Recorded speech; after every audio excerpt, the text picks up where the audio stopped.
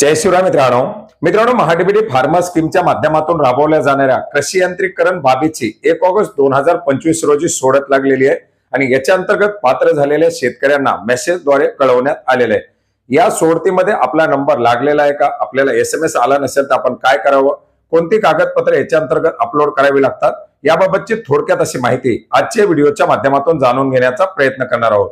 मित्रांनो, राज्य शासनाच्या केंद्र शासनाच्या कृषी विभागाच्या सर्व योजना महाडीबीटी फार्मर स्कीमच्या पोर्टलच्या माध्यमातून राबवल्या जातात, ज्याच्यामध्ये प्रथम येणाऱ्यास प्रथम प्राधान्य या तत्वावरती आता निवड केली जात आहे आणि याच्याच अंतर्गत प्राधान्याने निवड झालेल्या शेतकऱ्यांना एसएमएस द्वारे कळवण्यात आलेले आहे। मित्रांनो, आता बऱ्याच साऱ्या शेतकऱ्यांना एसएमएस जात नाहीत, त्यांचे मोबाईल नंबर चुकीचे असतात किंवा मोबाईल नंबर बंद झालेले आहेत। असे शेतकरी आपली या यादीमध्ये नाव आहे का ते ऑनलाईन पद्धतीने प्रकाशित करण्यात आलेले यादीमध्ये पाहू शकतात। आपल्या आधार नंबरनुसार किंवा आपल्या अर्जाच्या नंबरनुसार सुद्धा आपली स्थिती त्यांना या ठिकाणी पाहता येते आणि जर याच्यामध्ये नंबर लागलेला असेल तर त्या शेतकऱ्यांना 10 ऑगस्ट 2025 पर्यंत आपली कागदपत्र अपलोड करावी लागणार आहे। ज्या शेतकऱ्यांना एसएमएस आलेले आहेत किंवा ज्या शेतकऱ्यांना एसएमएस आलेले नाहीत परंतु विनर दाखवत आहे अशा शेतकऱ्यांना 10 दिवसामध्ये आपली कागदपत्र अपलोड करावी लागतात। कृषी यंत्रीकरण या बाबीची कागदपत्र अपलोड करत असताना शेतकऱ्यांना आपला फार्मर आयडी, याचबरोबर शेतकऱ्यांना आधार संलग्न बँक, आधार कार्ड, याचबरोबर जे अवजार आपण खरेदी करणार आहात त्या अवजाराचं कोटेशन, त्या अवजाराचा टेस्ट रिपोर्ट, अशा प्रकारची कागदपत्र या ठिकाणी प्राथमिक स्तरावरती द्यावी लागतात। आता याच्यामध्ये ही कागदपत्र तर द्यावी लागणार, पण कागदपत्र अपलोड करण्यासाठी आपण पात्र आहात का हे सर्वात महत्वाचं आहे। जर एसएमएस आलेला असेल तर लॉग इन करून आपण आपली कागदपत्र अपलोड करू शकता।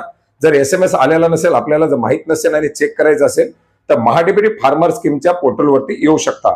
मुख्य पृष्ठावरती आपल्याला या ठिकाणी काही ऑप्शन दिलेले आहेत, ज्याच्यामध्ये अर्जाची सद्यस्थिती आहे, प्रथम येणाऱ्यास प्रथम प्राधान्य या तत्वावरती प्रकाशित करण्यात आलेली निवड यादी आहे। या निवड यादीवरती क्लिक करून जिल्हा, तालुका आणि गावानुसार आपल्या या योजनेची यादी पाहू शकता आणि जर आपल्याकडे अर्ज नंबर असेल तर याच्यामध्ये अर्ज नंबर एंटर करून सुद्धा आपण आपल्या अर्जाची सद्यस्थिती पाहू शकता।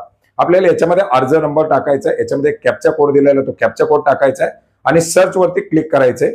याच्यानंतर आपल्या अर्जाची जी काही स्थिती आहे ती दाखवली जाईल। याच्यामध्ये जर विनर दाखवत असेल तर आपल्याला लॉग इन करून आपला फार्मर आयडी आणि ओटीपी टाकून लॉग इन करून आपल्याला आपले कागदपत्र अपलोड करावे लागणार आहे। जर समजा याच्यामध्ये अर्ज नंबर आपल्याकडे नसेल तर आपण आपला लाभार्थ्याचा आधार नंबर टाकून सुद्धा आपल्या सर्व अर्जाची स्थिती पाहू शकता। आधार नंबर टाकायचा आहे, ओटीपी मागवायचा आहे, ओटीपी एंटर करून सर्च केल्याबरोबर आपले जेवढे काही अर्ज आहेत ते दाखवले जातील। याच्यामध्ये जर एखादा अर्ज निवड झालेला असेल तर त्याच्या पुढे आपल्याला विनर असं दाखवलं जाणार आहे। तर मित्रांनो, अशा प्रकारे आपण आपल्या अर्जाची सद्यस्थिती पाहू शकता आणि जर आपल्याला या निवड यादीमध्ये पात्र केलेलं असेल तर दिलेल्या विहित मुदतीमध्ये ही कागदपत्र अपलोड करू शकता। मित्रांनो, याच्यासाठी सर्वात महत्वाचं आहे ते म्हणजे टेस्ट रिपोर्ट। टेस्ट रिपोर्ट आपण ज्या ठिकाणी अवजार खरेदी करणार आहोत त्या ठिकाणी आपण मागू शकता किंवा शासनाच्या खूप साऱ्या वेबसाईट आहेत ज्याच्यावरून आपण ऑनलाईन पद्धतीने सुद्धा आवश्यक असलेल्या अवजाराचे टेस्ट रिपोर्ट डाउनलोड करू शकता। या सर्वांबद्दल आपण यापूर्वीच माहिती घेतलेली आहे, ती जर पाहिली नसेल तर वरती सजेशन मध्ये त्याच्या संदर्भातील व्हिडिओ पाहू शकता। धन्यवाद।